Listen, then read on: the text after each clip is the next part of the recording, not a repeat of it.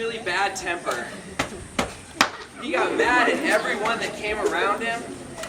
He said things to people he shouldn't say. I don't like you. He did not act the way he was supposed to. His father tried to talk to him and tell him to control his temper, but he had a hard problem with it. Calm down. So one day, his father had an idea. He went over to the fence in the yard and got a bag of nails and a hammer for his son. His idea was every time his son lost his temper, to hammer a nail into the fence.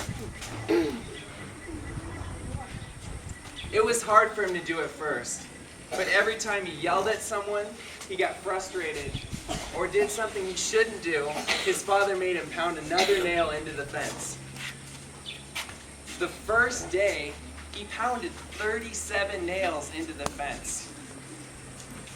He had a really bad temper, but he soon realized it wasn't worth pounding the nails every time he got mad. Each day, he learned to control his anger a little better, and a little better, and a little better, but he was still pounding nails into the fence. And then finally, a few weeks later, he didn't have to pound a nail into the fence at all that day. So he went up to his father and said, "What do I do?" What do I do? And the father came up with a good idea. He said, "Each day you go without pounding a nail in, you have to take one of the nails out." So that day he went and pulled a nail out.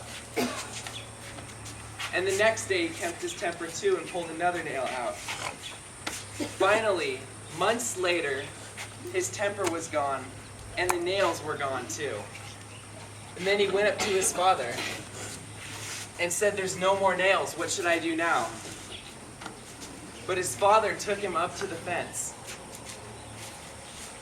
He said, "You've done well. And now there are no more nails. But look at all of the holes in the fence.